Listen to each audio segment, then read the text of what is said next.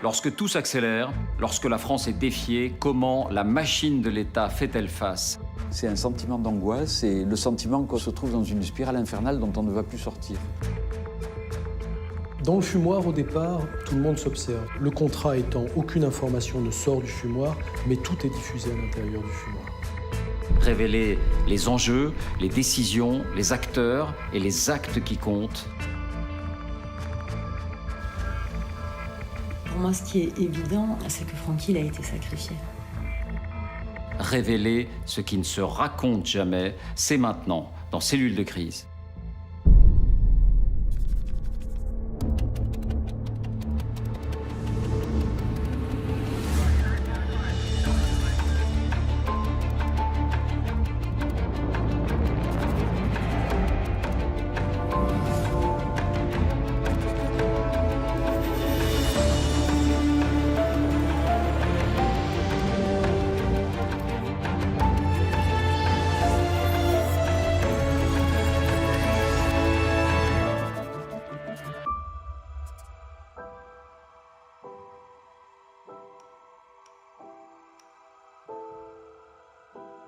« 2015, la maudite.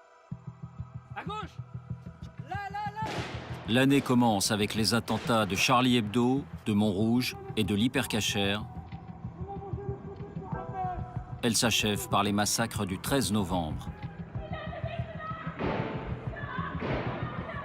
Une année qui fait basculer la France dans une nouvelle ère, l'ère du terrorisme de masse où chaque citoyen devient une cible potentielle. Notre défi, vous emmener dans les arcanes du pouvoir, les lieux les plus secrets de l'État où se prennent les décisions qui comptent au cœur des cellules de crise. Qui sont ces femmes et ces hommes de l'ombre qui agissent auprès des politiques? Quelles décisions prennent-ils? Quelles conséquences sur l'issue de la crise? Les réussites comme les faiblesses. Avec Claire Tesson, Michael Gage, Jean-Marc Philibert, nous vous emmenons à l'intérieur de la machine d'État qui a fait face aux attentats, avec en tête deux questions. En janvier 2015, la France était-elle prête à faire face aux menaces terroristes? A-t-elle tiré les leçons des attaques de Charlie Hebdo et de l'Hypercacher?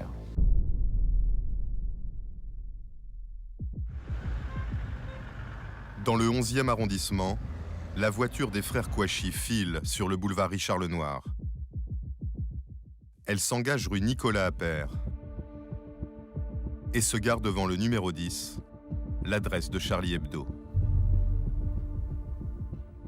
Les terroristes armés de Kalachnikov sont juste devant l'entrée. Ils vont pourtant mettre plus de 10 minutes avant d'atteindre leur cible. Ils ne savent pas où sont les locaux du journal dans ce vaste bâtiment.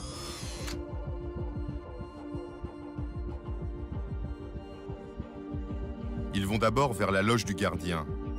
3 agents de maintenance travaillent à l'intérieur. Les frères Kouachi leur demandent où se trouve Charlie Hebdo. Les 3 hommes n'en ont aucune idée. Un coup de feu part. Frédéric Boisseau, l'un des agents, est mortellement touché. Les terroristes essayent alors de passer par une autre entrée du bâtiment, au 6 Allée Verte. Ils forcent la porte, tirent un coup de feu sans faire de victime, puis ressortent. Pendant ce temps, un collègue de l'homme qui a été abattu dans la loge se cache dans une petite rue en face de l'immeuble pour appeler la police.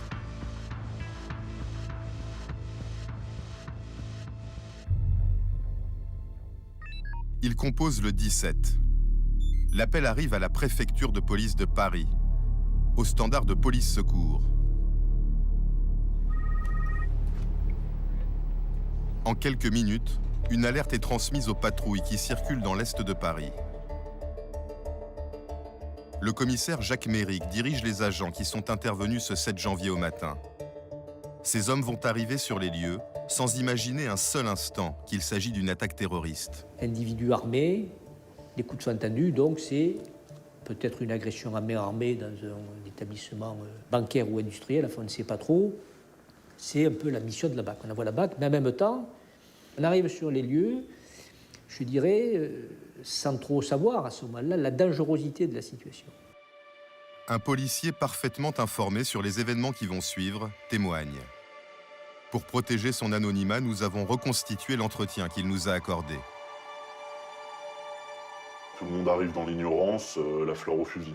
Le 10 rue Nicolas Appert, ça évoque rien du tout aux policiers qui arrivent sur place. Ils font pas le rapprochement avec Charlie Hebdo, parce que le journal a emménagé il y a quelques mois dans l'arrondissement et les policiers n'ont pas été prévenus. Les premiers policiers arrivés sur place, les policiers de quartier, ceux qu'on appelle les primo-intervenants, ne savaient pas qu'il s'agissait du siège de Charlie Hebdo. Et pourtant, depuis des années, on savait que le journal était désigné comme cible par Al-Qaïda. Ça paraît incroyable. C'est d'autant plus incroyable que c'est le cas aussi à la préfecture de police. Personne parmi les fonctionnaires qui sont au travail ce matin-là ne semble connaître l'adresse de Charlie Hebdo, ni les opérateurs de police secours là, qui sont dans cette salle-là, qui sont chargés de répondre aux appels des témoins sur place, donc de décrocher le téléphone, ni même ceux qui se trouvent dans la salle de commandement, cette salle-là qui est chargée de piloter l'ensemble des commissariats parisiens. Au cœur même de l'appareil de sécurité de la capitale, on ne fait pas le rapprochement. Effectivement. Et sur les radios de la police que nous avons pu écouter, on s'aperçoit honnêtement que personne ne réalise vraiment ce qui est en train de se passer. D'ailleurs, un opérateur de police secours suggère qu'il s'agit d'une attaque de banque. Un équipage de la BAC, la brigade anticriminalité du 11e arrondissement, est envoyé sur les lieux. La voiture est alors en patrouille avenue de la République, à quelques centaines de mètres de Charlie Hebdo. À ce moment-là, les terroristes parviennent à entrer dans le bâtiment. Mais ils vont mettre encore de longues minutes avant de trouver la rédaction. Ils se perdent dans le dédale de couloirs et d'escaliers et finissent par arriver au 3e étage. Ils pénètrent dans les bureaux d'une société de production, tirent un nouveau coup de feu sans faire de victimes, puis ils repartent dans les escaliers en direction du hall d'entrée. Au même instant, l'équipage de la BAC se gare passage Popincourt à 100 mètres de Charlie Hebdo.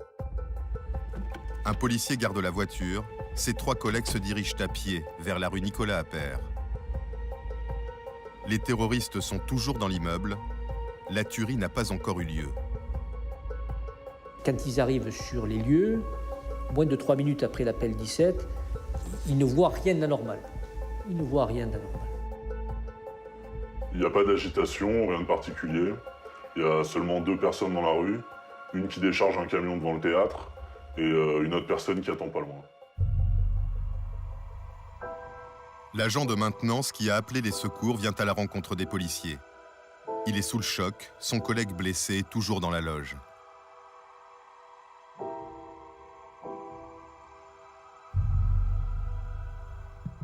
Dans l'escalier, les frères Kouachi prennent en otage Coco, une dessinatrice de Charlie Hebdo. Ils lui ordonnent de les conduire à la rédaction du journal. À l'extérieur, l'un des 3 policiers de la BAC passe alors un appel radio pour informer ses collègues du secteur. Nous avons pu écouter ce message, le voici reproduit au mot près. Oui, je ne sais pas ce que c'est comme logo. A priori, il y a des gens qui pensent que c'est le logo Charlie Hebdo. Il y a 3 personnes qui sont rentrées a priori avec des armes lourdes et il y aurait déjà eu un blessé et des coups de feu tirés. Donc il nous faudrait pas mal de monde et bien au courant. Immédiatement après l'appel radio, les policiers entendent une série de violentes détonations. Ils courent se mettre à couvert.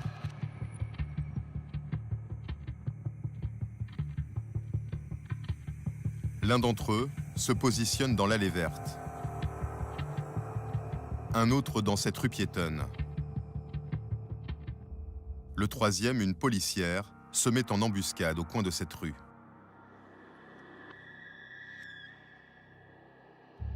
Dans le même temps, une patrouille de 3 policiers à vélo arrive en renfort depuis le boulevard Richard-Lenoir. Les terroristes ne sont pas encore sortis du bâtiment, ils sont sur le point de sortir. Il y a à ce moment-là beaucoup de policiers sur les lieux. 6 policiers sont alors prêts à intervenir, mais ils n'ont aucune idée du danger qui les attend.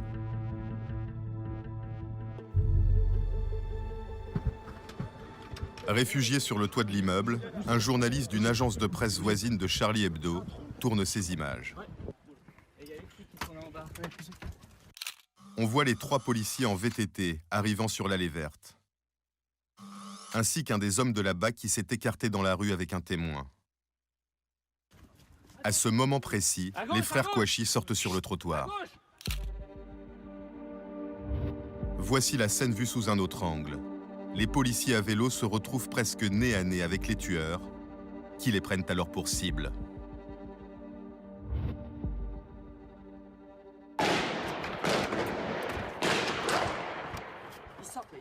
Ils sont là.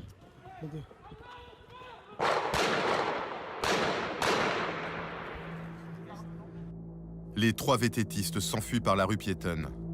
L'un d'entre eux est légèrement blessé, atteint au mollet. Pendant cette fusillade, un seul agent réplique. C'est la policière de la BAC qui s'était postée dans la rue d'en face. Elle ouvre le feu à 3 reprises en direction des frères Kouachi qui sont à une quinzaine de mètres. Mais elle ne les touche pas et doit à nouveau s'abriter derrière le mur. C'est pas avec un pistolet automatique 9 mm, qui est une arme dangereuse, mais on avait en face affaire à des individus surarmés, entraînés, et les policiers en plus arrivent sans savoir, donc ils ont un temps de retard. Un témoin posté sur un toit a filmé la suite. On a mangé le prophète Mohamed. On a mangé le prophète Mohamed. On a mangé le prophète Mohamed. Malgré les policiers qui les entourent, les frères Kouachi ne se pressent pas. Ils revendiquent l'attentat et prennent le temps de recharger leurs armes.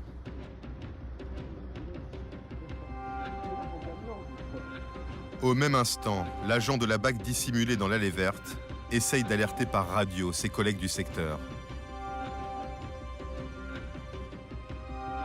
Un policier de la BAC veut passer un message disant que les 2 individus vont monter dans la voiture. En plus, il peut donner la plaque d'immatriculation. Et surtout, il veut avertir ses collègues de ne pas s'engager dans l'allée verte, parce que ça tire sur la police. Mais cet appel vital ne passe pas. Au moment où le policier de la BAC il essaie de passer son appel radio, en même temps, sur les ondes, il y a plein de messages qui viennent de la salle de commandement de la préfecture de police. Le chef de cette salle pose des questions pour savoir ce qui se passe, et ce sont ces messages qui sont prioritaires. Ça veut dire qu'il recouvre les messages du policier de terrain. Du coup, pour ce policier qui tient la radio, c'est frustrant. Quand les frères Kouachi s'enfuient par l'allée verte, une voiture de police arrive face à eux.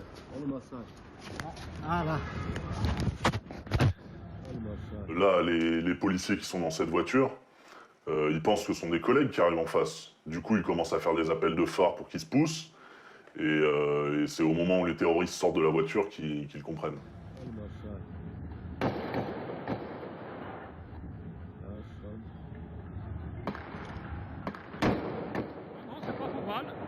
On ne le voit pas sur l'image, mais dans la voiture de police, 2 agents ripostent.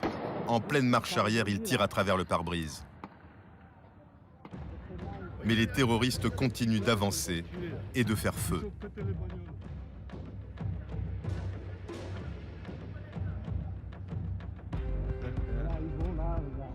Un autre policier tente alors de les arrêter. C'est l'un des hommes de la BAC qui est 30 mètres derrière eux. Il tire à 2 reprises, sans résultat. Les frères Kouachi s'enfuient par le boulevard Richard-Lenoir. Les occupants de la voiture de police sortent miraculeusement indemnes de ce terrible face-à-face. L'un d'entre eux se précipite sur le trottoir et tire, sans ralentir les tueurs. Les terroristes prennent le boulevard à contresens, avant de faire demi-tour en direction de la place de la Bastille. 2 nouveaux policiers essayent de s'interposer, ouvrent le feu, sans plus de réussite que leurs collègues. Il faut savoir que nous, on ne s'entraîne pas au tir de précision. On s'entraîne au tir de riposte. C'est des tirs à 5-6 mètres. Là, en plus, ça bouge, il y a le stress. Le combat, il est perdu d'avance. Les frères Kouachi s'enfuient alors par l'autre côté du boulevard. 3 gardiens de la paix arrivent à cet instant. L'un d'entre eux s'appelle Ahmed Merabé. Il traverse le terre-plein central pour intercepter les fuyards. Il n'a pas le temps d'utiliser son arme. Les terroristes descendent de voiture et l'abattent à cet endroit.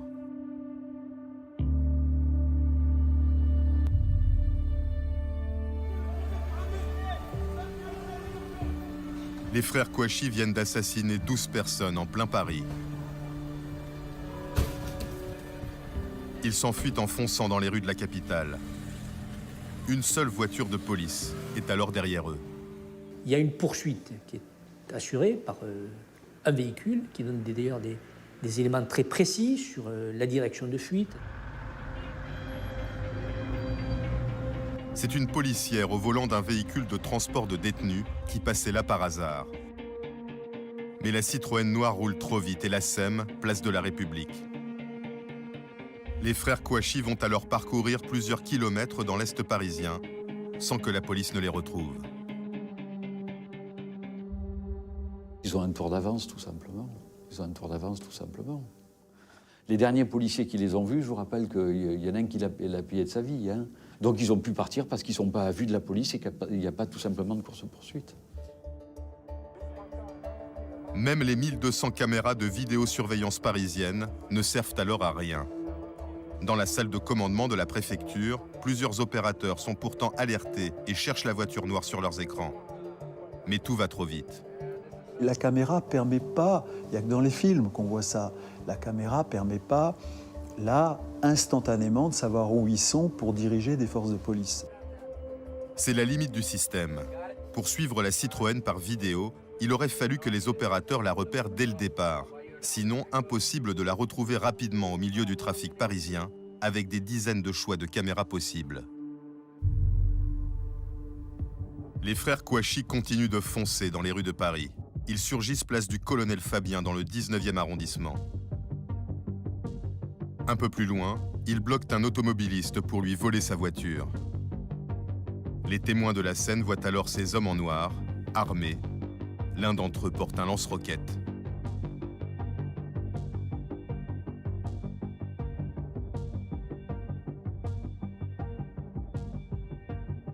Avec ce nouveau véhicule, les terroristes sont anonymes dans la circulation. Ils n'ont plus que 2 kilomètres à faire et quittent Paris par la porte de Pantin. Après coup, les policiers se sentent vraiment impuissants face à ce genre d'événement. On n'est pas du tout préparé, on n'est pas équipé, donc c'est pas le casse-pipe, mais presque. Depuis ce 7 janvier 2015, est-ce que les choses ont été modifiées pour l'information des policiers sur ces sites sensibles? Oui et non. Parce que maintenant, la préfecture de police envoie une liste des sites sensibles de la capitale à tous les commissariats de Paris et de la Petite Couronne. Donc c'est un email interne à la police, c'est ce qu'on appelle un télégramme dans le langage policier. Et sur cette liste, il y a des centaines d'adresses. Il y a par exemple des adresses de synagogues, de sièges de médias, de domiciles de personnalités protégées. Sauf qu'en fait, les policiers sur le terrain nous disent que cette liste, elle est beaucoup trop longue. Si longue qu'il est difficile d'y trouver rapidement une adresse. Et puis surtout, en fait, c'est un fichier papier. Il n'y a pas de fichier informatisé, donc ça serait quand même plus pratique. Ce que révèlent aussi ces événements, c'est le grand embouteillage pour les ondes radio. C'est-à-dire que les messages des policiers qui sont sur le terrain, les policiers qui savent ce qui se passe, ne sont pas prioritaires. Est-ce que là-dessus aussi, les choses ont bougé depuis? Les policiers de terrain n'ont toujours pas la priorité. Mais ce qu'on sait, c'est que la préfecture de police a passé des consignes à sa salle de commandement pour davantage laisser la parole au terrain. Et ça marche?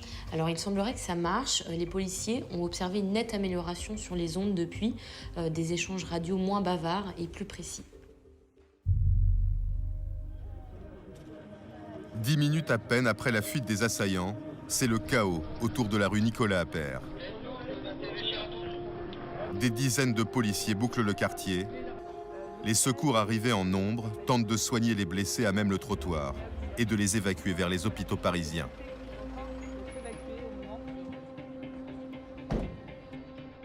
Le procureur de la capitale, François Molins, est parmi les premiers sur place pour diriger les investigations. En quelques années, ce haut magistrat de 62 ans est devenu le visage de l'antiterrorisme en France. Il a mené les enquêtes sur Mohamed Merah ou Mehdi Nemmouche et sera l'interlocuteur des médias du monde entier après les attentats du 13 novembre. Mais c'est après l'attaque de Charlie Hebdo que le grand public le découvre. Quand je suis rentré dans la salle de rédaction devant les corps de tous ces malheureux, j'ai eu un instant de recueillement, hein, que je garde pour moi. Mais après, il faut reprendre le dessus. Et quel que soit ce qu'on peut penser, il faut être professionnel. Première étape des investigations, l'analyse de la scène de crime. Il y a encore très peu d'informations sur ce qui vient d'arriver. Combien de terroristes? Quel scénario d'attaque? Même le nombre et l'identité des victimes ne sont pas encore connus. Le patron de la police judiciaire parisienne, Bernard Petit, vient en personne superviser les 25 policiers en charge des premières constatations. C'est un moment assez dramatique, lourd, où vous n'avez aucun droit à l'erreur. Tous les enquêteurs, le gars de l'identité judiciaire qui fait un boulot terrible, humainement parlant, et en même temps très important. Le gars de la crime qui commence à essayer de comprendre par où ils sont rentrés, comment ils ont fait, pourquoi ils ont tiré tout de suite, comment, etc. Tout le monde se met une pression, tout le monde. L'immense émotion que suscite l'attentat complique le travail des enquêteurs, notamment l'identification des corps. Pour les policiers, ça n'est pas la priorité. Il ne faut surtout pas modifier la scène de crime avant de finir les premiers relevés. Mais à l'extérieur du bâtiment, les journalistes et surtout les proches des victimes exigent des noms. Dans un premier temps, Bernard Petit fait barrage à ces demandes. On a l'officier de sapeur-pompier qui veut savoir l'identité des gens au sol qui sont morts, de façon à pouvoir répondre à coup sûr aux autorités, aux familles, celui-ci est mort, celui-ci est blessé. Et à cet instant, quand l'officier de sapeur-pompier essaie d'obtenir ces noms, pousse un petit peu les enquêteurs à bouger les corps, à regarder les papiers, il est renvoyé. Il est renvoyé en... C'est pas le moment, c'est pas la priorité. Le patron de la PJ parisienne va pourtant infléchir sa position. Car dans la rue, il tombe sur l'épouse de l'une des victimes de Charlie Hebdo. Cette femme veut savoir, exige de savoir si la personne qu'elle connaît à cet étage est morte ou pas. Et c'est en voyant un peu la détresse de cette femme que je réalise que cette demande est parfaitement légitime et a autant de priorité que la constatation pure, qui est ma priorité naturelle à moi. Le commissaire remonte alors à la rédaction. Et pour gagner du temps, il demande de l'aide à Laurent Léger, un journaliste survivant de Charlie Hebdo. Je vais me tourner vers ce journaliste qui est, entre guillemets, un impliqué, un témoin privilégié de ce qui s'est passé, et je vais lui demander quelque chose, l'indicible. Je vais lui demander de m'aider à reconnaître les corps. Voilà. Et il va accepter.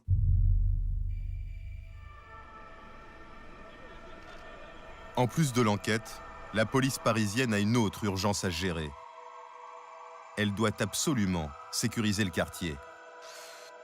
Il y a, dans des événements comme ça, le risque de surattentat. On pouvait avoir dans la rue une voiture piégée. Ça pouvait très bien se concevoir et s'imaginer.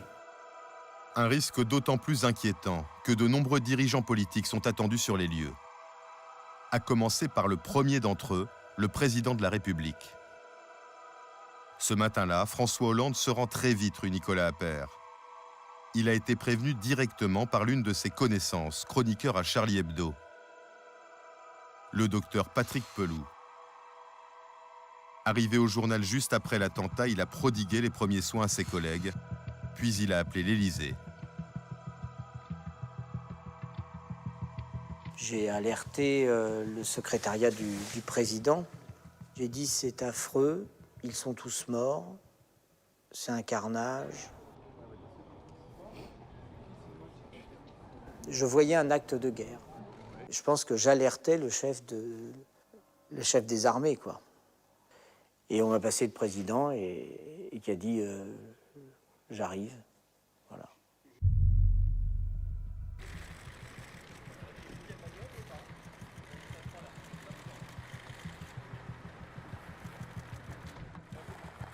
François Hollande quitte l'Élysée 3 quarts d'heure après l'attentat, alors que le quartier autour de Charlie Hebdo n'est pas encore totalement sécurisé. La pression repose alors sur les épaules d'un homme. Le commissaire Alain Gibelin, responsable de l'ordre public à la préfecture de police. C'est lui qui est chargé dans l'urgence de sécuriser la visite présidentielle. Donc c'est toujours un grand moment de solitude pour un chef de police, de savoir qu'on a le chef de l'État qui arrive, le ministre de l'Intérieur, mais il faut s'adapter. Tous les véhicules, il y en avait de mémoire, je dirais une petite dizaine, ont été tous passés au fichier, ont été, entre guillemets, reniflés par les chiens explosifs. Donc on avait une relative marge de sécurité. Mais jusqu'au bout, Alain Gibelin va avoir des sueurs froides. Juste avant l'arrivée de François Hollande, on l'avertit d'une information inquiétante. Je vois une personne affolée qui vient vers moi, me dit « Écoutez, vous êtes de la police. J'ai vu 2 personnes rentrer dans le parking sous le site. On est quelques minutes avant l'arrivée du chef de l'État. Le chef de l'État est annoncé comme partant. » Vous pouvez imaginer que ces 2 personnes étaient armées et auraient surgi au dernier moment, et puis en arrosant la foule à des armes automatiques. Alain Gibelin envoie une vingtaine d'hommes fouiller les parkings sous l'immeuble de Charlie Hebdo. Le président n'est plus qu'à quelques centaines de mètres.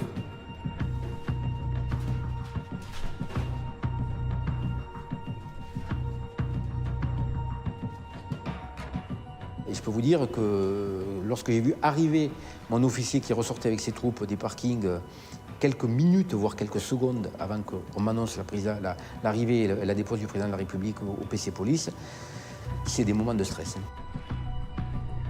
Les policiers n'ont rien trouvé de suspect dans les parkings, même si les 2 inconnus n'ont pas été identifiés.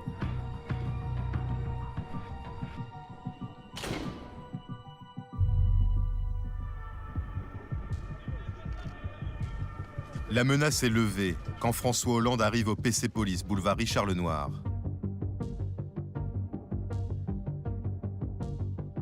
Le président doit marcher une centaine de mètres pour atteindre la rue Nicolas Appert. Il retrouve sur place le ministre de l'Intérieur Bernard Cazeneuve et la maire de Paris, Anne Hidalgo. Le président a été dissuadé de venir aussi vite, mais je pense qu'il a eu raison de venir. On arrive et bien sûr, alors les policiers se mettent à l'endroit des douilles pour éviter qu'on ne vienne marcher à ces endroits-là. Donc ils nous disent pas là, pas là. Pour le président, cette arrivée rapide est un acte politique. Alors que les médias sont déjà présents en masse, il est le premier à s'exprimer sur l'attentat. Il y a une attente quand même très forte d'informations. Et donc on se dirige avec lui vers les caméras et il prend la parole. Dans ces moments-là, il faut faire également bloc. Montrer que nous sommes un pays uni, que nous savons réagir comme il convient.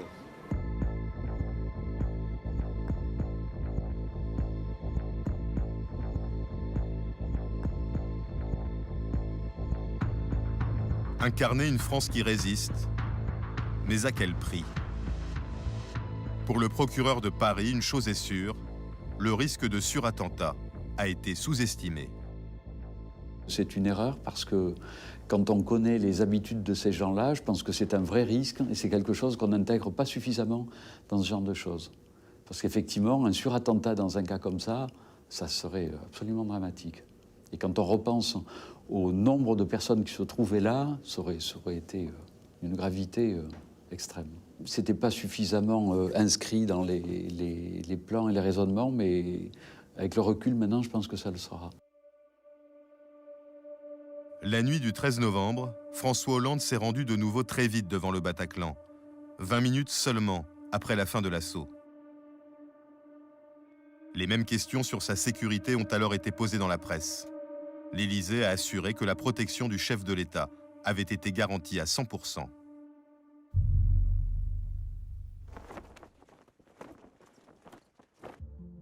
Dans moins d'une heure, débute à l'Élysée la première cellule de crise au sommet de l'État.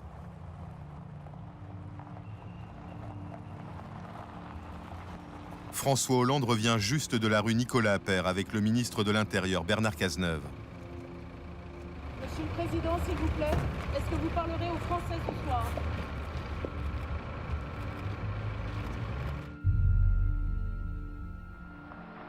Les poids lourds du gouvernement les rejoignent.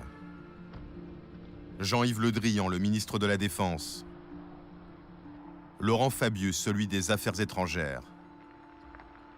Ou encore la garde des Sceaux, Christiane Taubira. D'autres personnalités moins connues du grand public sont également convoquées. Le général Denis Favier dirige la gendarmerie. Jean-Marc Falcon, la police nationale. Au centre, un maître espion, Patrick Calvar, patron de la DGSI, la Direction générale de la sécurité intérieure. Ses services, 3500 fonctionnaires, sont en première ligne dans la lutte antiterroriste. L'autre grand dirigeant du renseignement français arrive à son tour. Bernard Bajolet, spécialiste du monde arabo-musulman, numéro 1 de la DGSE, la Direction générale de la sécurité extérieure. Ces 5000 agents surveillent le monde pour défendre les intérêts nationaux. Ces hommes vont devoir rendre compte d'informations sensibles. Conseillers influents et hauts fonctionnaires complètent le tour de table. 20 personnes en tout réunies autour du chef de l'État. Le contenu de tels échanges reste habituellement secret. Là, on est au cœur de cette réunion. C'est la première cellule de crise au sommet de l'État. Elle commence 3 heures, moins de 3 heures après l'attaque. Que savent, que disent les chefs du renseignement ? Eh bien, regardez, ils sont là, installés en bout de table. Patrick Calvar, le patron des services intérieurs, et à ses côtés, Bernard Bajolet, le chef des services extérieurs. À ce stade, ces hommes restent très prudents. Est-ce que les attentats ont été commandités par Daesh ou par Al-Qaïda ?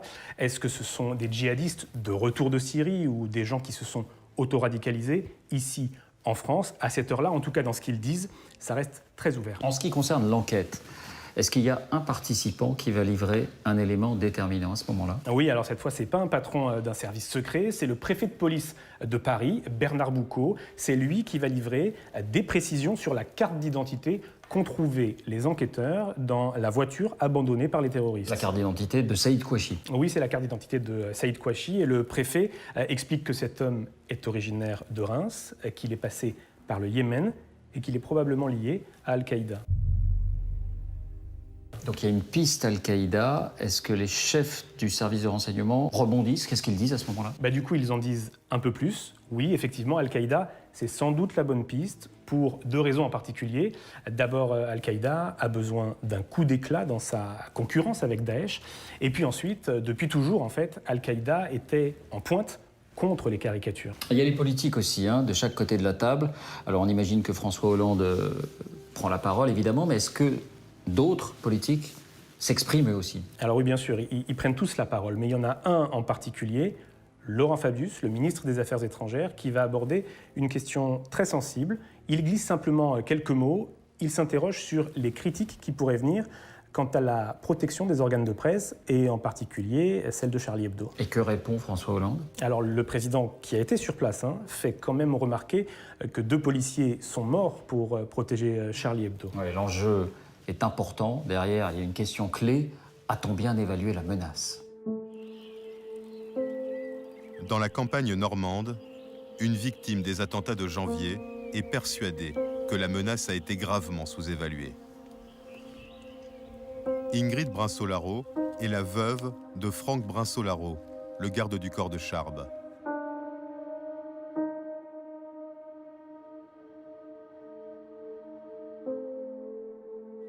Le couple s'était marié il y a juste 3 ans et avait commencé à restaurer cette vieille ferme. Le 7 janvier, Ingrid apprend l'attentat par les médias. Elle appelle directement le ministère de l'Intérieur. On passe une personne, un monsieur, et on me dit que Franck est mort. Voilà. C'est pas réel. C'est pas réel, c'est pas possible, quoi. On a une vie. À 10h du matin, on a une vie. Moi, j'avais Franck au téléphone, on échangeait sur les travaux. Il me disait qu'il était en train de boire un café en bas de la rédaction de Charlie. Et 2 heures après, en fait, tout ça n'existe plus.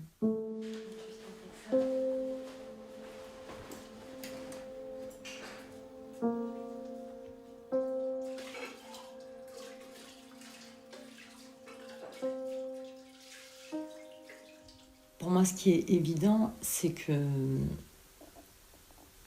Francky, il a été sacrifié. Il n'avait aucune chance de s'en sortir, quoi. Et je pense que n'importe quel professionnel le savait. Franck Brinsolaro avait 48 ans. Policier d'élite du SDLP, le service de la protection. Il avait servi sur des terrains de guerre, en Afghanistan ou au Congo, escorté des ambassadeurs et des juges antiterroristes. Il protégeait Charb, l'une des personnalités les plus menacées de France, depuis un peu plus d'1 an. Et il se sentait vulnérable. C'était une mission qui était dangereuse. L'une des missions les plus dangereuses, en fait. Au service. Lui me parlait des difficultés, des dysfonctionnements de son service. Et il trouvait le dispo très léger. Il savait que s'il y avait attaque terroriste, il savait que ce ne serait pas avec des couteaux et voilà, que ces gens-là seraient lourdement armés. Ça, il le savait, il me l'avait dit. Et il m'avait dit qu'il n'aurait aucune chance.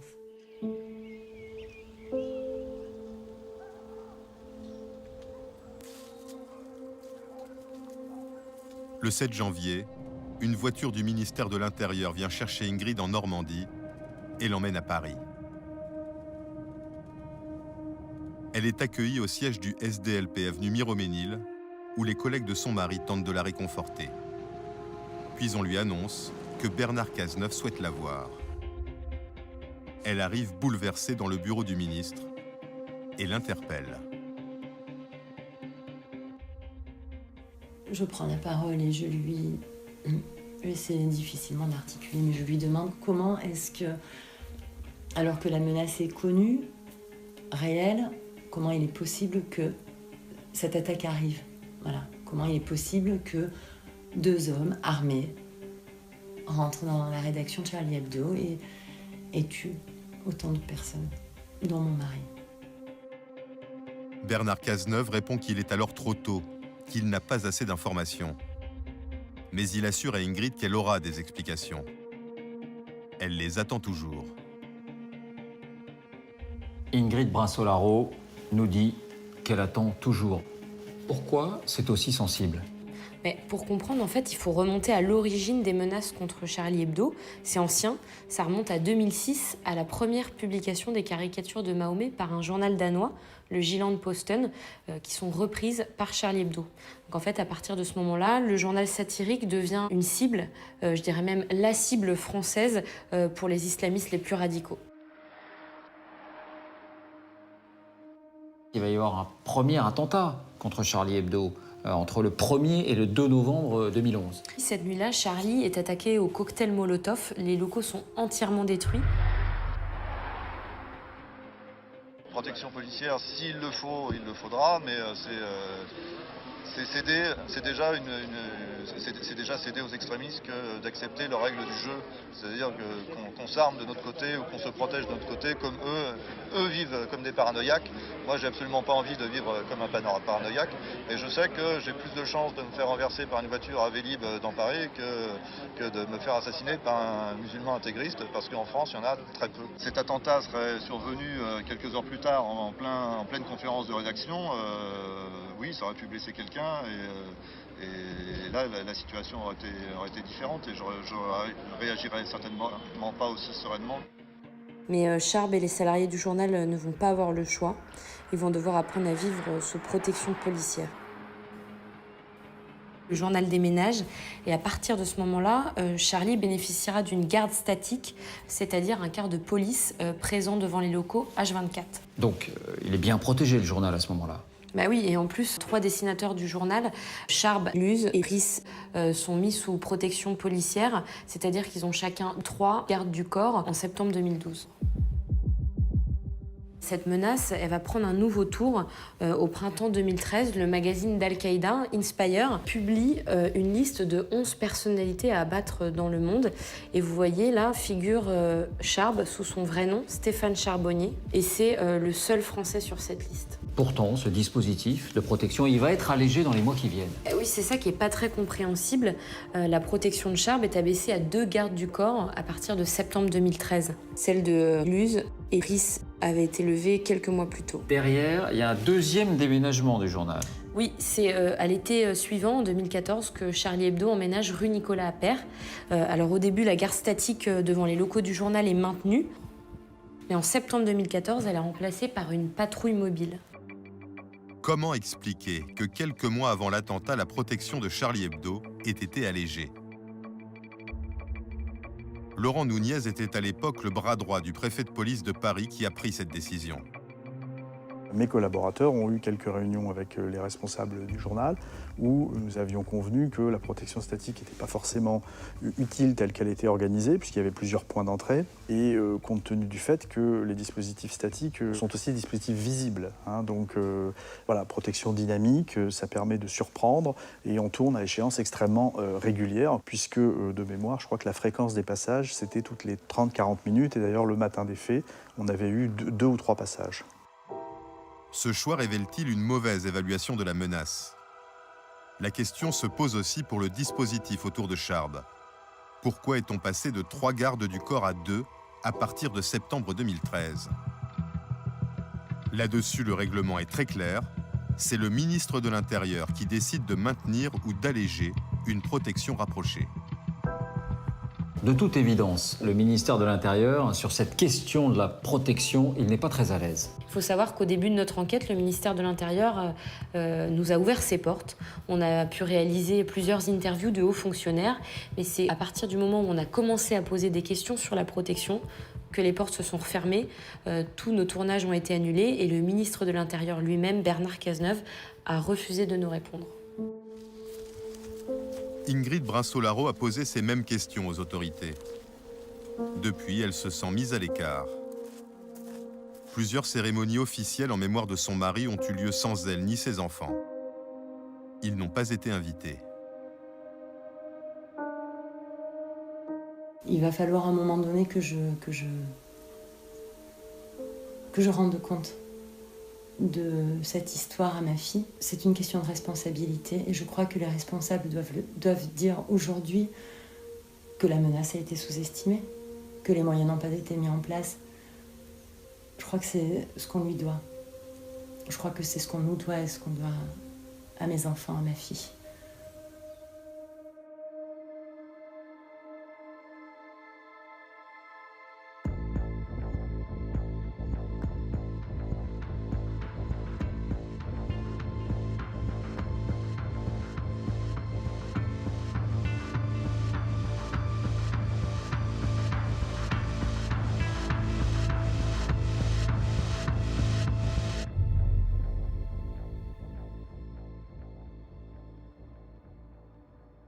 Pendant ces premières heures après l'attaque de Charlie Hebdo, le ministre de l'Intérieur est propulsé sur le devant de la scène.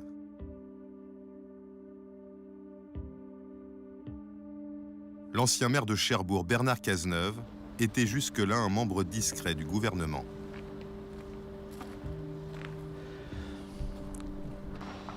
Il y a 12 personnes disparues, 8 blessés, dont 4 en situation d'urgence absolue. En poste depuis 9 mois, il va devoir faire preuve d'autorité, car très vite, il est confronté aux limites de son administration.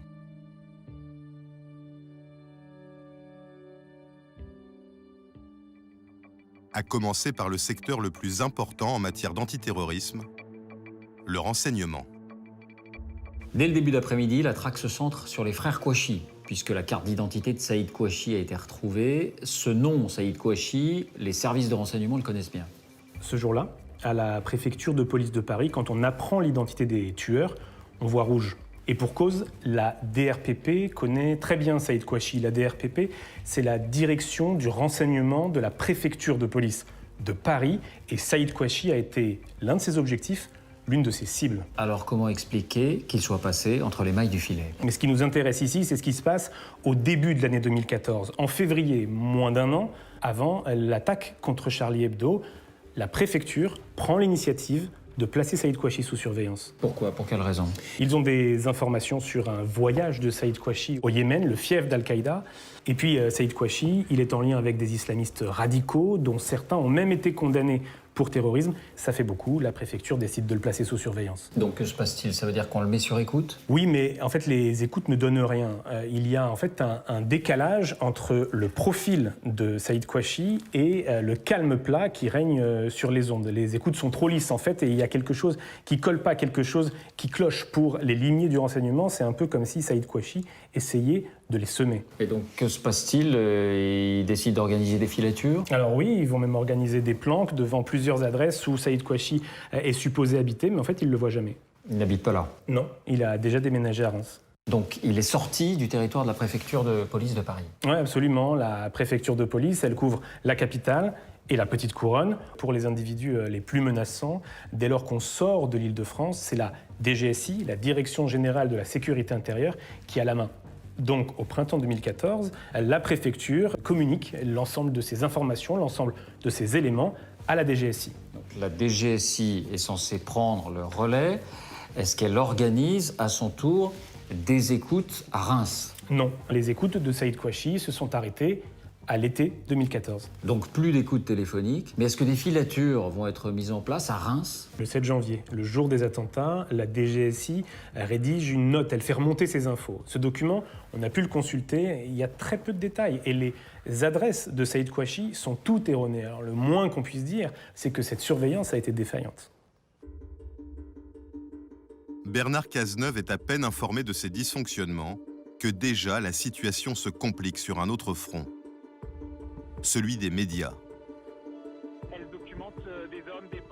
En France, c'est la première fois qu'une crise d'une telle ampleur se déroule en direct sur les réseaux sociaux et sous l'œil permanent des chaînes d'information continue. Hervé Bérou est le directeur de la rédaction de BFM TV, une chaîne qui va être au cœur des débats sur le traitement médiatique des attentats. Comme on a fait plus de 70 heures de direct consécutifs, on a envoyé plus d'une centaine de personnes sur le terrain. Les forces de l'ordre sont immédiatement confrontées à l'omniprésence des médias.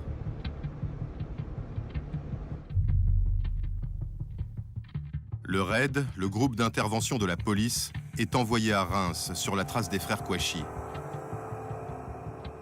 Le patron de l'unité, Jean-Michel Fauvergue, est dans le convoi. Les journalistes, nous, on les a vus très tôt, puisqu'on les a vus, on franchissait le péage de l'autoroute, le premier péage de l'autoroute, ils étaient déjà là, sur des motos. Et je me demandais ce qu'ils faisaient là, ces journalistes. Comment se fait-il que ces gens-là nous suivent tels des paparazzis et ne laissent pas travailler tranquillement, au risque de faire capoter les affaires? Et quand on est arrivé sur Reims, le commissariat de Reims, c'était encore pire. On aurait dit un départ du Tour de France avec des journalistes partout. C'était très surprenant.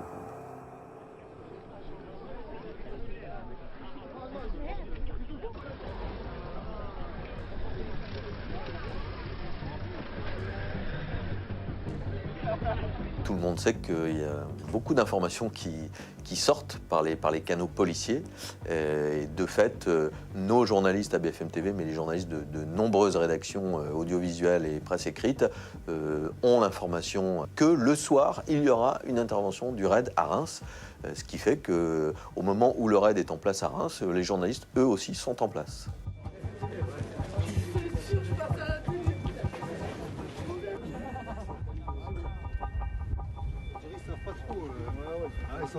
Le RAID avance et personne n'arrête les journalistes. C'est ce qui se fait toujours. Les journalistes sont à un moment interceptés et on les met derrière un cordon de sécurité et là, les journalistes s'arrêtent.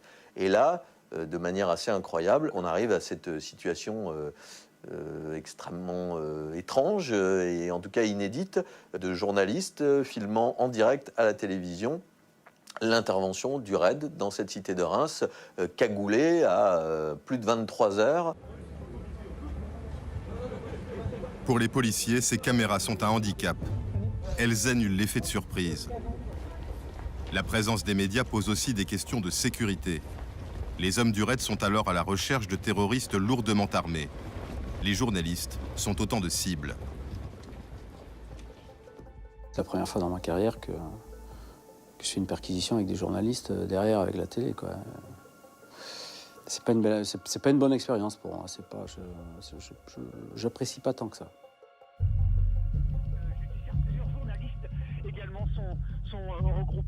Pour Bernard Cazeneuve, ces images sont une nouvelle preuve de défaillance de ses services. Ce soir-là, il prend une mesure inédite. Dans ce quartier de la Croix-Rouge, ici à Reims, où on voit plusieurs dizaines d'hommes postés devant plusieurs entrées. C'est un moment important.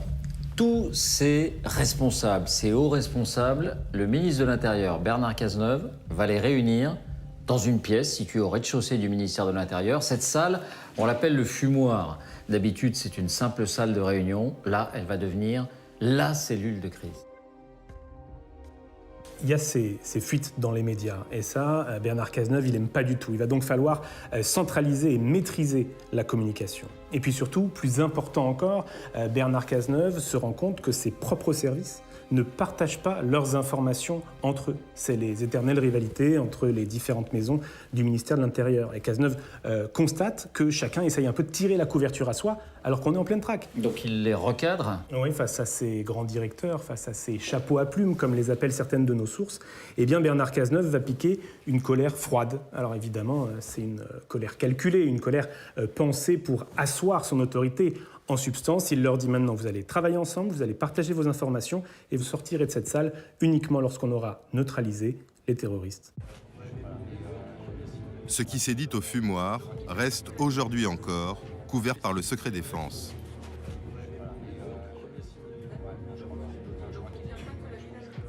L'un des grands directeurs convoqués ce jour-là nous a accordé un entretien exclusif. Jérôme Léonet, le patron du renseignement territorial, le service qui a remplacé les renseignements généraux, les RG.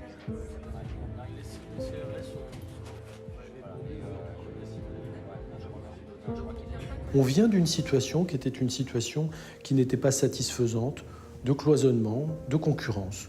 Et je crois que la volonté du ministre de l'Intérieur, dans un moment dramatique, où il fallait absolument montrer à l'opinion publique que tout le monde faisait front, sa volonté, et il l'a marqué à chaque fois lors de sa présence au fumoir, c'était de faire en sorte que toutes les informations soient diffusées.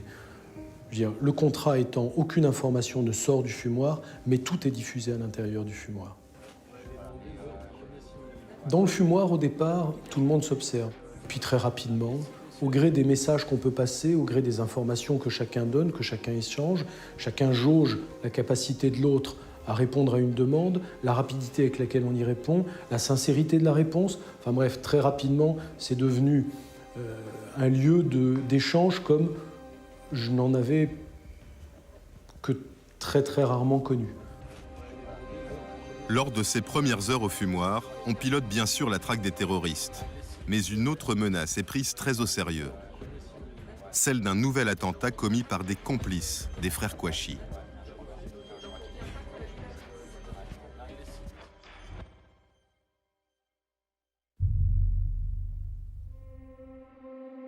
Le lendemain matin à Montrouge, en banlieue parisienne, 2 policiers municipaux et 2 agents de la voirie interviennent après un banal accident de la circulation. Un homme surgit, cagoulé et armé d'un fusil d'assaut. Il ouvre le feu immédiatement. La policière Clarissa Jean-Philippe est tuée. L'un des agents est grièvement blessé à la tête. Son collègue se rue alors sur l'agresseur.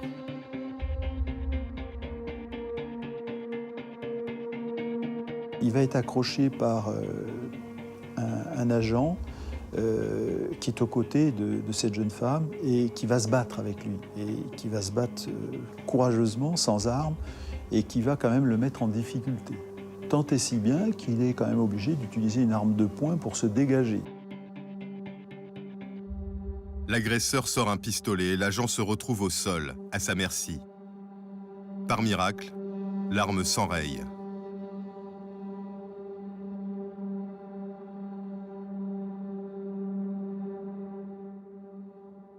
Le tueur fait volte-face et s'enfuit en courant. Dans la bagarre, il va perdre sa cagoule. Voilà. Donc à partir de là, évidemment, on a une description des témoins qui décrivent cette personne, qui nous donnent un signalement, ce qui est quand même très très précieux. Et puis en même temps, on a maintenant un élément matériel qui est au sol qu'on va utiliser. L'information remonte au palais de justice de Paris. Pour le parquet antiterroriste, c'est un nouveau front qui s'ouvre.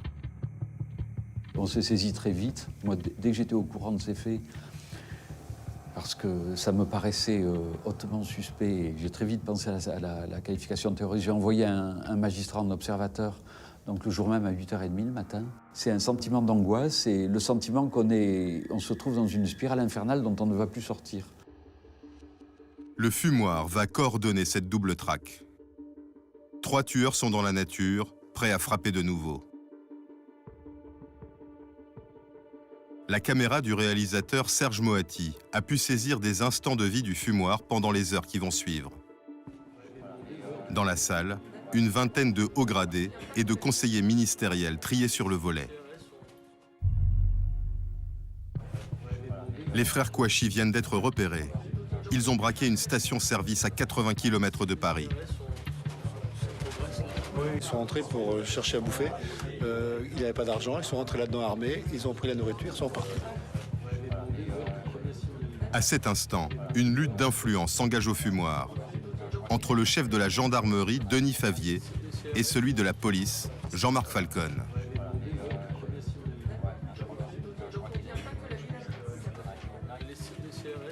On a vu que Bernard Cazeneuve a recadré ses troupes, gendarmes et policiers, pour qu'ils travaillent ensemble, sauf qu'à ce moment-là, Jean-Marc, ça coince encore. Il faut bien comprendre que l'attentat à Charlie, il a eu lieu à Paris. Donc on est en zone police. Ça veut dire que le directeur général de la police nationale, Jean-Marc Falcon, lui, il va réclamer au ministre un droit de suite. C'est-à-dire qu'il veut très clairement que ce soit ses troupes, la police, et notamment l'unité d'élite, le RAID, qui continue de traquer les 2 fugitifs. Sauf que là, on est en zone rurale, on est à Villers-Cotterêts. On est en zone rurale. En zone rurale, ça veut dire qu'on est en zone gendarmerie. Et du coup, les gendarmes ne l'entendent, eux, mais pas du tout de cette oreille. Ce qu'ils réclament, c'est que ce soit les forces d'élite de la gendarmerie, le GIGN, qui prennent en charge la traque des 2 fugitifs. GIGN, force d'élite de la gendarmerie, RAID, force d'élite de la police. Alors, qui va trancher? Comment ça va se régler? Il y a un homme qui va mettre tout son poids dans la balance. Cet homme, c'est lui. C'est le général Denis Favier. C'est le patron des 100 000 gendarmes du pays. Mais surtout, c'est quelqu'un avec une aura extraordinaire. C'est l'ancien patron du GIGN. C'est lui qui commandait l'assaut contre l'Airbus d'Air France à Marignane en 1994. Et lui va convaincre Bernard Cazeneuve de la nécessité de confier le commandement de la traque des 2 frères Kouachi au GIGN. Et donc c'est le GIGN qui va prendre en main l'opération? Les ordres de Bernard Cazeneuve, ils sont très clairs. Le RAID et le GIGN doivent travailler main dans la main. Ils doivent se déployer côte à côte dans la traque des frères Kouachi. C'est la première fois dans l'histoire que ces 2 unités d'élite-là vont se retrouver côte à côte sur le terrain. D'accord, et l'idée c'est de partir d'ici d'Est. Le général Favier et Jean-Marc Falcon mettent en place ensemble le dispositif de traque. Dès qu'on est prêt, vous êtes d'accord avec les gendarmes. Je vais vous donner le top départ des fouilles, vous me le dites. Hein, d'accord. Dans ce périmètre, on peut établir quasiment un couvre-feu. Hein. Bon, à part la RN2, les autres sont quand même des axes qui sont tenables, contrôlables. Les 2 grands patrons dessinent eux-mêmes la zone de recherche que doivent se partager RAID et GIGN. Des milliers d'hectares de forêt et de petites routes. Des officiers des 2 unités coordonnent cette première mission commune. C'est ce qui est demandé. Hein. En gros, ça fait un triangle. D'accord. En gros, ça fait la T213 est là. Oui. D'accord. Le triangle en question de fouille comme ceci. Oui. Ici, c'est RAID. Ici, oui. C'est GI. Donc, l'axe de séparation, c'est la D973. D'accord. Que je vous ai envoyé sur le plan que vous avez. Oui, j'ai vu. D'accord. Et l'idée, c'est de partir d'ici d'Est, ratisser en Ouest. 150 hommes du GIGN sont les premiers à partir.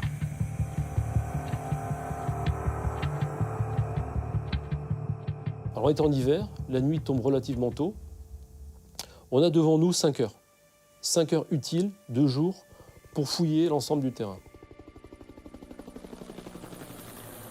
C'est un secteur qui est rural, très boisé, avec des maisons forestières, et c'est un secteur qui est difficile à fouiller. 120 hommes du RAID et du GIPN, le groupe d'intervention régionale de la police, investissent à leur tour la zone de recherche.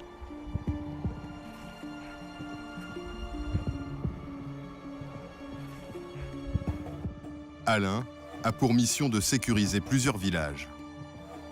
On pensait tomber sur quelques irréductibles qui ne voudraient pas ouvrir ou ne nous faciliteraient pas l'intervention.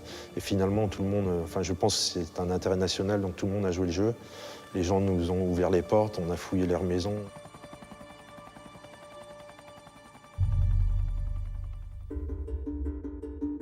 À la préfecture de police de Paris, l'enquête sur l'agression de Montrouge connaît une avancée décisive. L'agresseur est identifié. Il s'appelle Amédi Koulibaly. On sait que c'est Koulibaly qui est l'auteur de la fusillade parce qu'il est reconnu par un fonctionnaire de police, alors non pas directement, mais au travers du portrait robot qui est établi, ce qui nous permet donc de mettre tout de suite les enquêteurs sur cette piste. Alors c'est au fumoir que j'apprends le rôle d'Amédi Koulibaly et que le RT est mis en alerte concernant ce profil. Le RT, le renseignement territorial que dirige Jérôme Léonet. Le RT peut notamment expliquer qu'Amédi Koulibaly est un ancien de tel quartier, où il avait attiré l'attention à l'époque où il était encore, j'allais dire, seulement un délinquant de droit commun, et où là, on peut essayer de retrouver la trace de gens qu'il a connus, de gens qui l'ont fréquenté. Koulibaly est également connu pour sa radicalisation. Il est en lien avec la filière djihadiste des buttes Chaumont, comme les frères Kouachi. Mais l'information va rester secrète. Alors que la veille, le nom des terroristes avait très vite fuité dans la presse, cette fois, rien ne sort.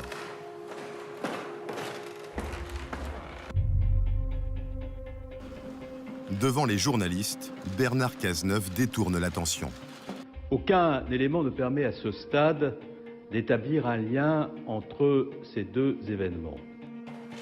La stratégie, laisser les enquêteurs travailler en toute discrétion. Koulibaly lui-même ne sait pas qu'il est très activement recherché. Il va y avoir plusieurs points, plusieurs endroits, des domiciles, des vieux domiciles, des parents, l'ami, la compagne, etc. Il y a plusieurs domiciles à casser, il y a plusieurs colonnes d'assaut à faire. Et donc oui, je passe au salon fumoir un peu avant pour avoir les dernières nouvelles des autres directions, des autres services, où ils en sont. Est-ce qu'il y a eu un élément nouveau avant que les miens enfilent les cagoules, prennent les boucliers et aillent casser les portes. Mais Amédi Koulibaly est bien caché à Gentilly, au sud de Paris. Il a loué discrètement un 2 pièces dans ce pavillon, quelques jours avant de passer à l'acte.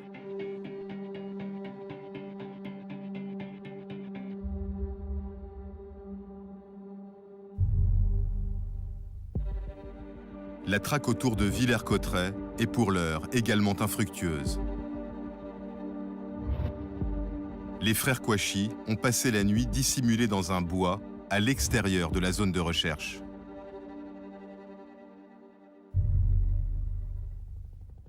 Le dispositif vient d'être allégé. Les hommes du GIGN sont en train de plier bagages quand la traque reprend. On reçoit un appel du terrain en nous disant « Il vient d'y avoir un carjacking au sud de notre zone ». Les frères Kouachi viennent de braquer une automobiliste pour lui voler sa voiture à 30 km de là. L'ensemble du dispositif de la gendarmerie se referme alors sur eux. Les axes de fuite des frères Kouachi sont immédiatement connus. Les hélicoptères partent immédiatement en traque derrière. Et c'est la même chose sur le dispositif routier. Ils vont tomber sur des barrages au fur et à mesure qui vont les conduire vers le secteur de Dammartin. Là, en fait, en l'arrivée sur Dammartin, ils vont tomber sur des gendarmes. Et donc là, ils prennent sur la gauche et se retrouvent dans la zone industrielle. Les frères Kouachi se garent finalement devant une imprimerie. Le gérant, Michel Catalano, commence alors sa journée de travail avec son graphiste Lilian. Il aperçoit les silhouettes noires par la fenêtre. Je me suis retourné, j'ai été vers Lilian, je lui ai dit « Écoute Lilian, il faut qu'on appelle les gendarmes ». Et là, la porte a claqué Et j'ai compris que c'était trop tard. Donc là, instantanément, j'ai dit à Lilian, écoute, cache-toi, écoute ton portable. Et je me suis dirigé vers l'escalier. Le graphiste se cache dans un petit meuble sous un évier. Son patron fait face aux agresseurs. Je pensais que j'allais mourir. J'ai tout de suite pensé que c'était fini. Donc je suis parti vers eux pour lui laisser le maximum de temps pour se cacher. Ils sont arrivés en face de moi, ils se sont levés, et puis droit devant moi, ils m'ont dit « Vous nous reconnaissez ?» J'ai dit « Oui, oui ». Ils m'ont dit à ce moment-là de téléphoner à la gendarmerie. Une patrouille de gendarmes départementaux est la première sur place. Un homme et une femme qui vont se mettre en embuscade à quelques mètres de l'entrée. Chérif Kouachi sort alors de l'imprimerie et crible de balles leur voiture. J'ai entendu une rafale, comme ça j'estimerais ça à 5-6 balles, je pense, ça a fait tralala, et un espèce de bruit différent, et comme une espèce de bruit de ricochet, je ne sais, j'ai pas bien compris qu'est-ce que c'était, un bruit sourd, et ça s'est arrêté, net. Ce bruit sourd, c'est l'un des gendarmes qui a répliqué. Il n'est qu'à 4 mètres de sa cible. Il touche Chérif Kouachi au cou. Le terroriste s'effondre.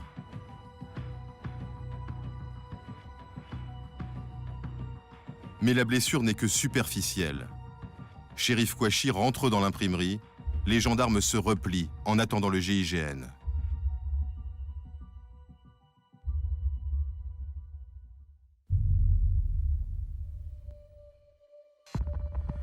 Les hommes du GIGN investissent les abords de l'imprimerie. Leur premier objectif, entamer une négociation avec les terroristes. La vie du patron de l'imprimerie et celle de son employé sont en jeu. On est prêt à lancer des contacts avec l'imprimerie, par téléphone. On n'a pas le temps de le faire. On n'a pas le temps de le faire parce que les médias le font avant nous. À la rédaction de BFM, les journalistes savent déjà que les frères Kouachi sont retranchés quelque part dans la zone industrielle. Ils appellent chaque entreprise pour obtenir un témoignage. On finit par appeler l'imprimerie en question. Le téléphone décroche. Et là, l'un de nos journalistes pose la question en disant « Voilà, on me dit qu'il se passe quelque chose dans votre zone industrielle, peut-être dans votre entreprise, etc. » Et à ce moment-là, la personne lui répond « Oui, je suis Chérif Kouachi. » Et évidemment, là, on bascule dans toute autre chose. Chérif Kouachi revendique la tuerie au nom d'Al-Qaïda au Yémen. Et il se vante d'avoir trompé les services de renseignement. La discussion dure quelques minutes. BFM n'en diffusera qu'une petite partie le lendemain.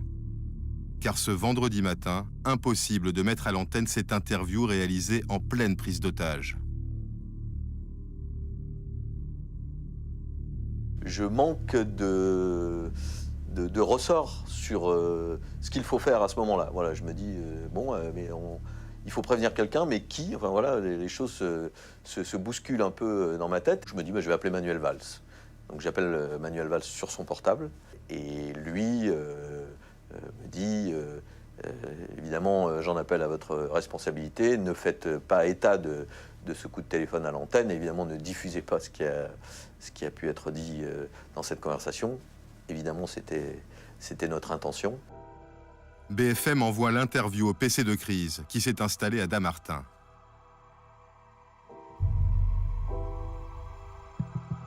Plusieurs grands décideurs ont quitté le fumoir pour s'installer dans les bureaux d'une entreprise voisine de l'imprimerie. Les Kouachi, ils ont pu parler au téléphone à des journalistes, mais ils ont refusé de parler aux représentants des forces de l'ordre. Et tous les messages qu'on a pu laisser sur leur boîte, leur messagerie, il n'y a pas eu de suite. C'est très gênant parce qu'à partir du moment où les frères Kouachi répondent aux journalistes, moi je sais qu'il n'y aura plus de contact. Je sais. C'est fini. On va appeler tous les quarts d'heure, on n'arrêtera jamais d'appeler, jamais ils décrocheront. Parce qu'en fait, leur message est passé. Donc on n'a pas pu engager la moindre possible négociation avec eux. C'est un vrai problème. À l'intérieur de l'imprimerie, Michel Catalano est en face à face depuis près de 2 heures avec les terroristes. Il discute avec eux et finit par les convaincre de le libérer. J'ai eu le sentiment qu'ils allaient pas me laisser partir, mais j'ai pas voulu regarder en face ce qui allait arriver, je pense, parce que j'ai continué à marcher calmement. Je me suis mis devant la porte. Face à lui, un groupe avancé du GIGN, protégé par un véhicule blindé. Les gendarmes le mettent en joue.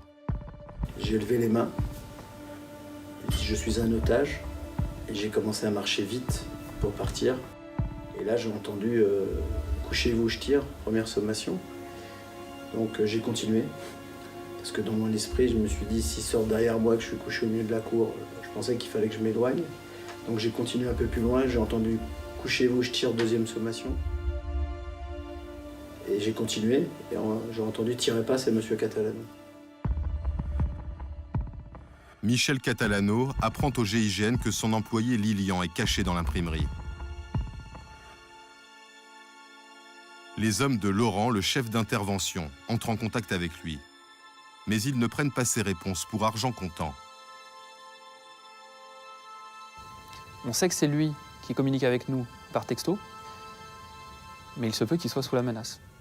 C'est pas impossible que quand il communique avec nous, il soit sous la menace d'une arme. Donc c'est une hypothèse qu'on ne ferme pas. On a à un moment donné conçu l'idée de l'exfiltrer. Il faisait 1 ou 2 mètres, il ouvrait une fenêtre et il sautait. Il partait tout de suite et il était effectivement hors de portée des terroristes. Le problème, c'est qu'il y avait un risque effectivement à sortir de sa cache. Les terroristes étaient dans la pièce à côté. Ils auraient suffi qu'au moment où il sortait, ils viennent et ils le voient. Et ça aurait pu très très mal se passer. Le directeur de la gendarmerie, Denis Favier, supervise en personne le siège de l'imprimerie. Lui qui a dirigé le GIGN prépare l'inéluctable assaut. À aucun moment, la reddition des frères Kouachi ne nous paraît crédible. Parce que je vous l'ai dit, toutes les analyses que nous avons pu faire, tous les retours d'expérience que nous avons faits de ce genre de crise, impliquant des personnages, j'allais dire, embrigadés, radicalisés, comme les frères Kouachi, nous savons que l'issue est une issue, j'allais dire, morbide. C'est la mort. Ils vont partir en tant que combattants, en tant que shahids. M. Catalano nous dit dès le matin, quand on le débriefe, ils ont dit ça allait se terminer là. Ils vont tuer le GIGN. Amédi Koulibaly vient de tuer 3 personnes au magasin Hyper Cacher Porte de Vincennes. Il retient de nombreux otages. Le raid, qui était en soutien du GIGN à Dammartin, fonce vers Paris. C'est la première fois en France qu'on a à gérer 2 scènes de la sorte. C'est jamais arrivé. C'est très angoissant, c'est évident. On ne sait pas comment ça va terminer, quoi. Le convoi du raid est stoppé sur le périphérique parisien. L'accès complètement bloqué à cause de l'attaque Porte de Vincennes. On a descendu les voitures et on frappait au carreau des gens pour que les voitures s'écartent le plus possible de manière à ce qu'on puisse passer. Et déjà, faire la circulation, ça fait longtemps que ça ne m'était pas arrivé. Les gens étaient très surpris, mais je pense qu'ils comprenaient le truc parce qu'ils suivaient les actualités à la radio. Il y en a qui sortaient des voitures, ils applaudissaient, étaient pro-police, allez-y. Voilà, enfin, c'était une ambiance, une atmosphère un peu particulière. On a même eu d'ailleurs, deux motards civils qui sont passés devant et qui nous ont ouvert la route. Et on a pu cheminer jusqu'à la porte de Vincennes avec du mal, mais on est arrivé.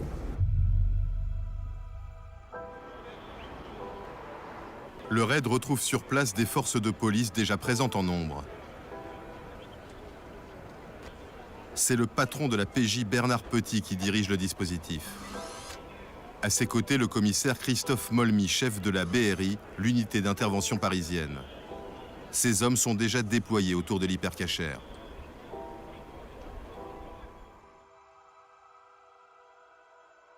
Sur le pont qui enjambe le périphérique, un PC de crise a été installé à la hâte.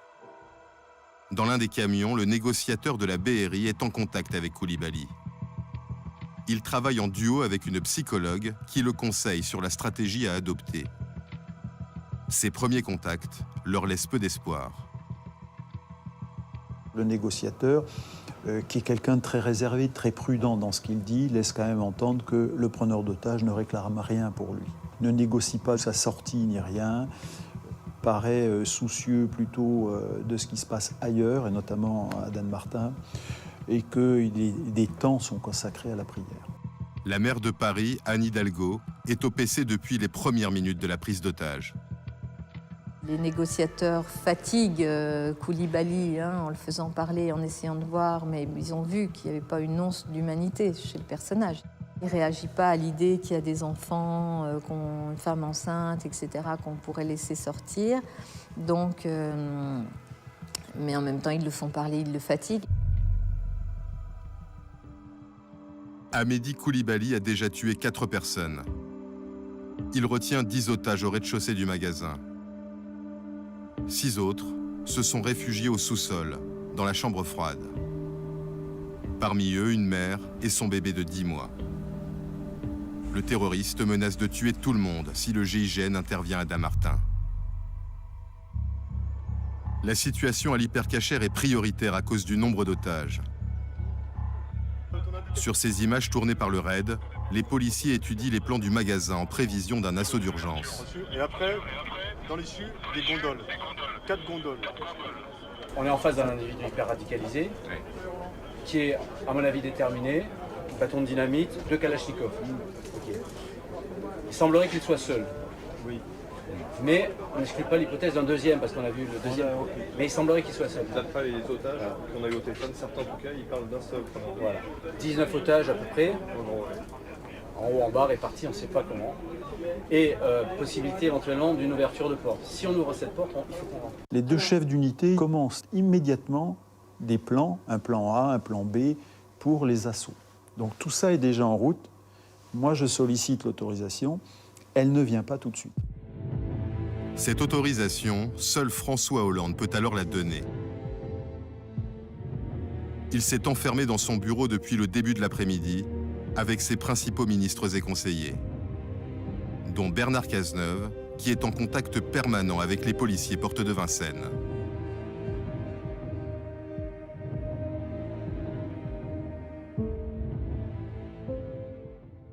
Le ministre, dans un premier temps, va me demander d'attendre. Parce qu'il dit, c'est court. Est-ce qu'on a bien négocié? C'est court. L'autorité politique, comme l'autorité judiciaire, eux, préfèrent s'assurer, veulent être sûrs que la négociation a bien été poussée jusqu'au bout. Mais la situation semble de plus en plus désespérée. Comme en témoignent certains proches des otages, qui aident alors la police. Les familles qui sont présentes jouent un rôle aussi important parce qu'elles sont en contact avec certains qui sont à l'intérieur et qui racontent comment les choses se passent. Et notamment une d'entre elles qui dit « mais là, il est en train de faire sa prière, dépêchez-vous, dépêchez-vous, il est en train de faire sa prière ». François Hollande donne son feu vert. Les assauts de l'hypercachère et de l'imprimerie de Damartin doivent être simultanés. À 17h30, dans un peu plus d'1 heure.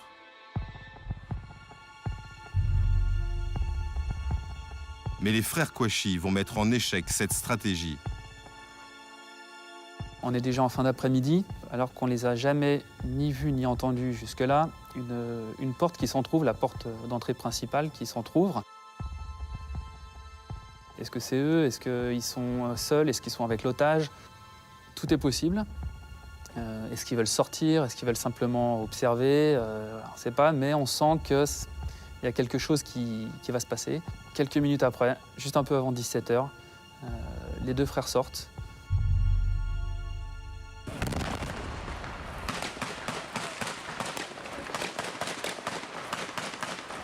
Ils sortent en courant du bâtiment et ils engagent immédiatement le feu avec leur kalachnikov, vraiment de tous côtés. Les télés sont tenues à distance de la fusillade. Le GIGN encercle alors les terroristes. Des hommes sont devant l'entrée, d'autres dans l'allée qui jouxte l'imprimerie. Un petit groupe est même sur le parking juste derrière eux. Il y a aussi des snipers sur les toits.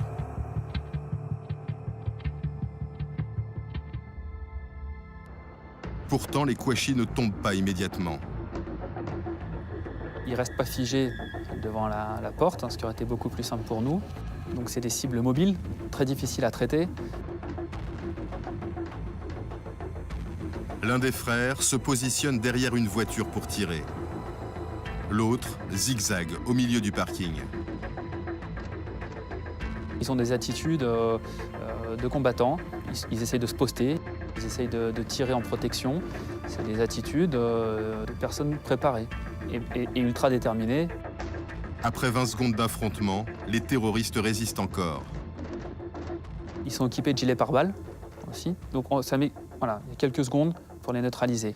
Il y en a un qui tombe une première fois, qui se relève, donc ils sont quand même vraiment déterminés. Les frères Kouachi sont morts, atteints par une dizaine de balles chacun.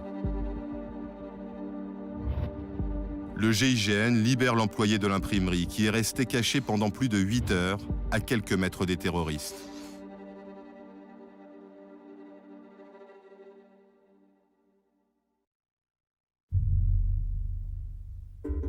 Depuis son bureau, François Hollande ordonne l'assaut d'urgence de l'hypercachère pour éviter que Coulibaly ne mette ses menaces à exécution.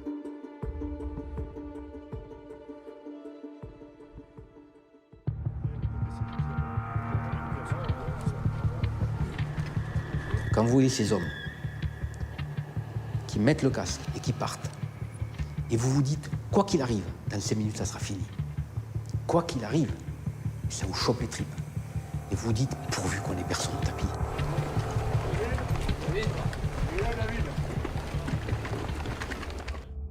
Alain est numéro 1 de sa colonne. C'est lui qui va devoir rentrer le premier dans le magasin. Juste avant de partir sur l'intervention, on se regarde avec les copains et on se serre la main et on sait que voilà quoi, on sait qu'il faut y aller. Et donc il y a quelque chose de très fort, mais en même temps il n'y a pas de parole. Tout se passe dans les yeux. Donc voilà, avec les copains, on se regarde, on se serre la main et puis on dit allez c'est parti, on y va. Le plan prévoit que la BRI lance l'assaut. Elle doit attaquer par la porte arrière de l'hypercachère qui a été barricadée par Coulibaly. Tout repose alors sur le travail des artificiers.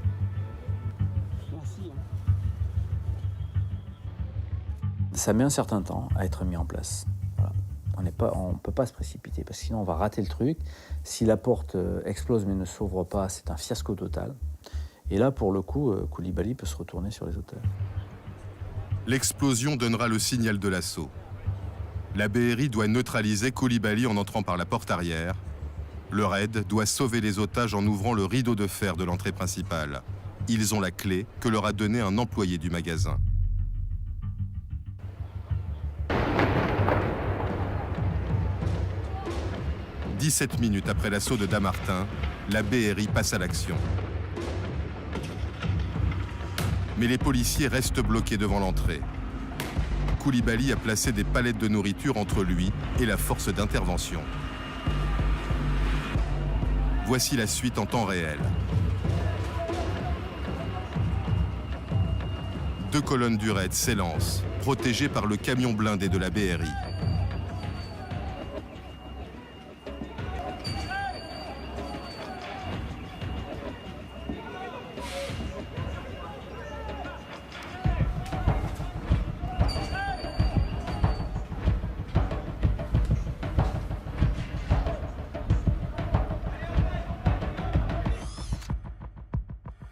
Quand le rideau se lève, j'essaye de prendre le maximum d'informations, de visualiser le maximum de choses.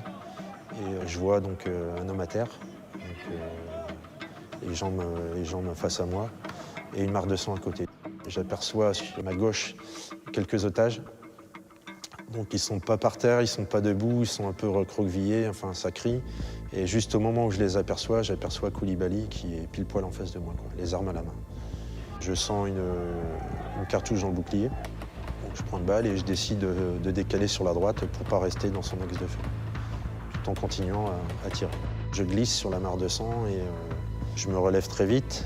Et en me relevant, il apparaît en commençant à courir. Je tire une fois et en fait, il est tellement happé par le feu nourri des collègues qui, eux, sont toujours dans son axe de tir qu'il va vers les collègues. jusqu'à la sortie de l'hypercacher.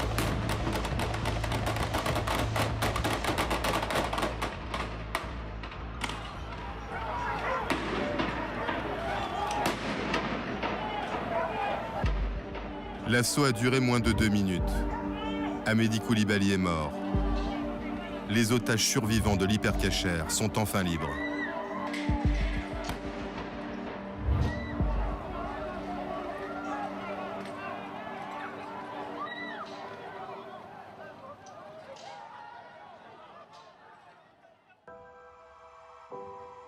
Dimanche 11 janvier, une immense émotion populaire envahit la place de la République.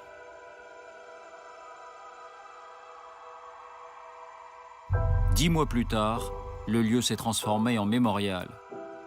Entre ces deux scènes, 130 morts, plus de 350 blessés, un massacre. La France est en guerre. Les actes commis vendredi soir à Paris et près du Stade de France sont des actes de guerre. Il aura fallu les attentats du 13 novembre pour que la France prenne pleinement la mesure du changement d'air. Après Charlie, les policiers du quotidien ont réclamé des formations et de nouvelles armes pour pouvoir agir en cas d'attaque. Depuis novembre, ils commencent à être entendus. Les services de renseignement doivent tirer des leçons des failles de la lutte antiterroriste. Pour commencer, ils recrutent et une loi a été votée pour renforcer leur pouvoir. Car la menace ne faiblit pas. Plus de 10 000 personnes sont fichées pour leur lien avec l'islamisme le plus radical. Placé en état d'urgence, le pays est désormais face à deux objectifs contradictoires: éradiquer la menace terroriste et préserver ses libertés publiques. De quoi envisager de nouvelles nuits blanches pour les femmes et les hommes de l'ombre des cellules de crise.